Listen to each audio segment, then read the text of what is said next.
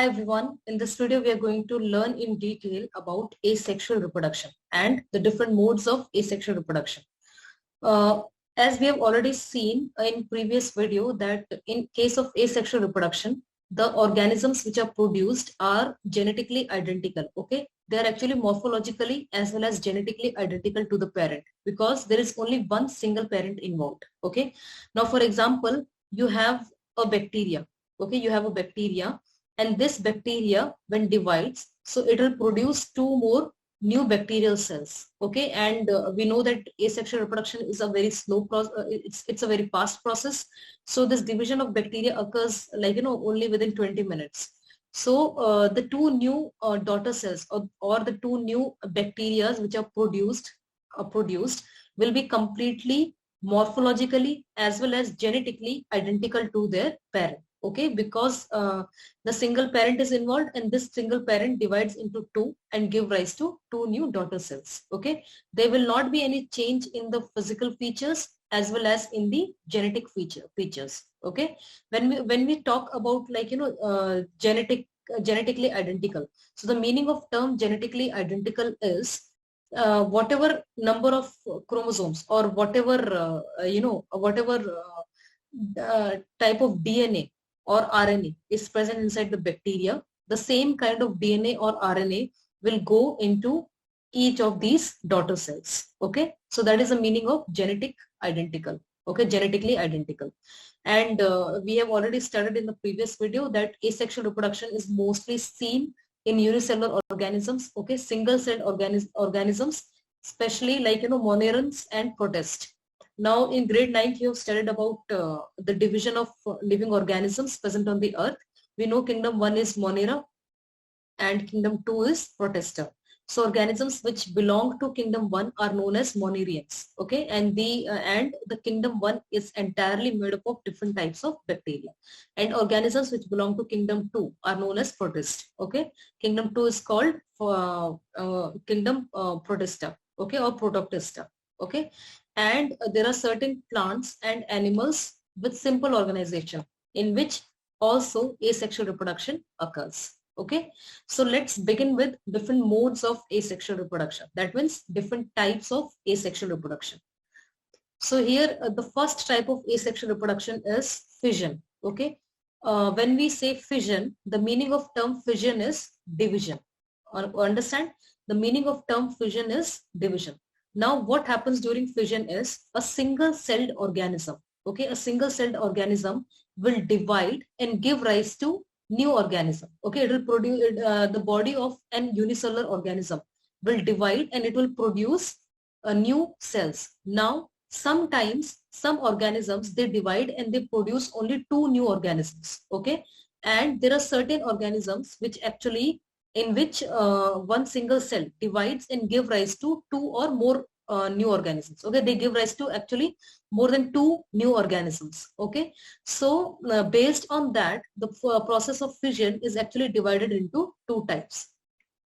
The first type of fission is known as binary fission. Now here the meaning of this term binary is two. Okay, so binary fission means the type of fission in which the organism's body actually divides into two new individuals. Okay, and this type of fission we can find out in amoeba and paramecium. Remember, amoeba and paramecium, they both are eukaryotes. Okay, they both are eukaryotes and they both belong to kingdom Protista. That is second kingdom. Okay, so amoeba and paramecium, they both are eukaryotes and they both belong to kingdom Protista. Okay, and binary fission means the type of fission, the type of asexual reproduction in which any single-celled organism divides into two, and after the division completes, okay, each organism after the division is complete, each new cell formed actually grows into the new individual. Okay, so here you can see in the picture, this is the body of amoeba. Okay, we know that the body of amoeba is having irregular shape. As it is eukaryote, so well-defined nucleus is present in this, and this is cytoplasm. So first what's happening? The nucleus is dividing. Okay, So first nucleus is dividing, okay, and this process in which the nucleus divides first is known as karyokinesis. Okay, this is Karyokinesis.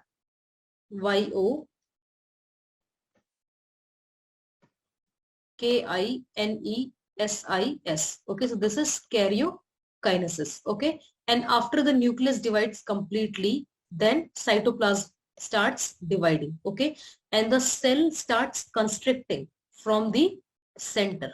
Okay, cell starts constricting from the center. So this division of cytoplasm is actually known as cytokinesis. Okay, it is called cytokinesis. This you must have studied in grade 11. Okay, so remember, whenever division of unicellular organisms occurs, so first step is karyokinesis, in which nucleus divides, and the second step is cytokinesis, in which after the division of nucleus gets completed, cytoplasm divides. Okay, and this is paramecium. Okay, this is the shape and the structure of paramecium. You can see here minute, very small cilia. Okay, these are finger-like projections present all around the body of paramecium, and the cilia actually helps in movement of paramecium in the water. Okay, we know that all these unicellular organisms, they live inside the in water bodies. They are actually present in water bodies. So the cilia helps in movement of paramecium through water. Okay, now we have two nucleus here, macronucleus and micronucleus. Okay, so first this nucleus divides. Both the types of nucleus will divide, macronucleus and micronucleus.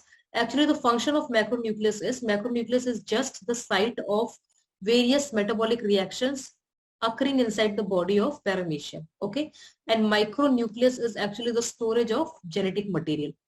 So they both divide. It's mentioned here in the picture that macronucleus divides amitotically, and this micronucleus divides by mitotic division. Okay, so amitotic or amitosis is actually a type of division in which the nucleus will divide. Okay, nucleus will divide into two or more parts, but the number of chromosomes present in each nucleus would be different.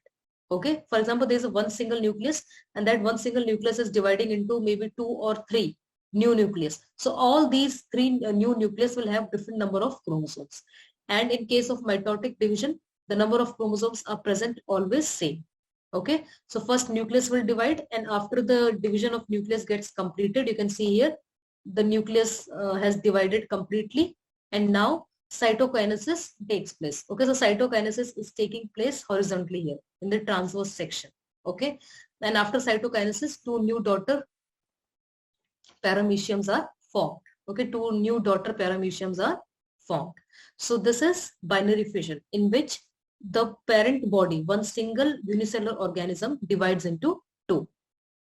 Now we have second type of fission, which is called multiple fission. Okay, now as the name suggests, in case of multiple fission, one single celled organism, okay, or one single body of organism divides into many new individuals. Okay, and this can be found in amoeba and a protozoan which is known as Plasmodium. Okay, so remember, in case of amoeba, both binary as well as multiple fission can take place. Okay, now what happens is, this multiple fission actually comes into result when unfavorable conditions are present. Okay, so generally under unfavorable conditions, these unicellular organisms, they tries to protect them. Okay, now we'll take the example of amoeba.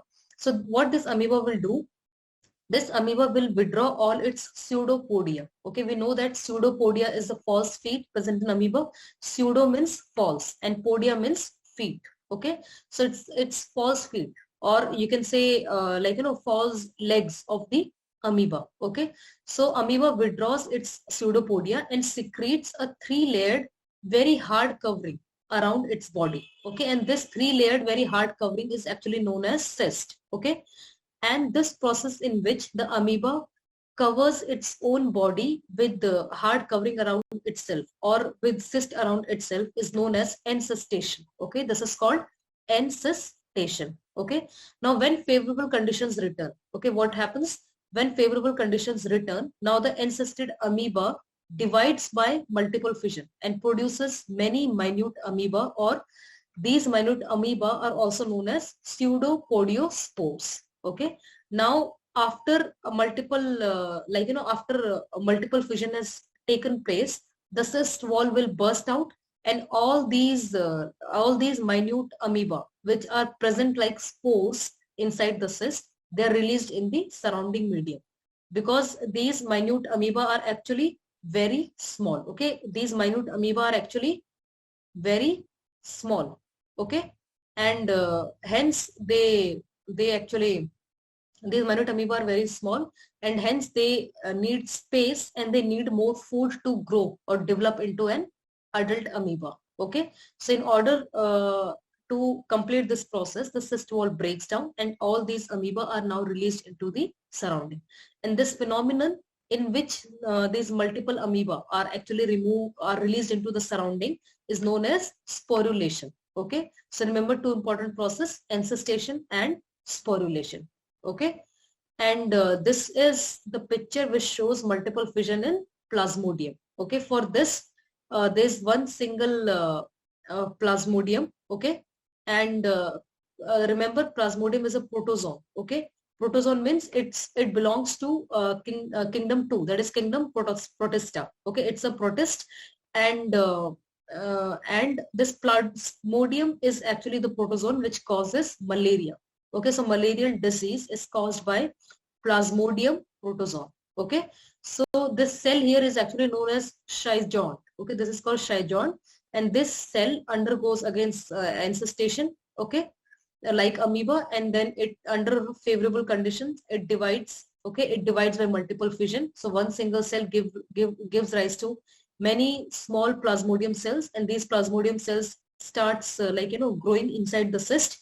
But finally, the amount of space present inside the cyst becomes lesser, and then this cyst wall will rupture. Okay, this cell wall will rupture, and all these minute or all these small Plasmodiums will be released into the surrounding medium, where they can grow and increase in the size.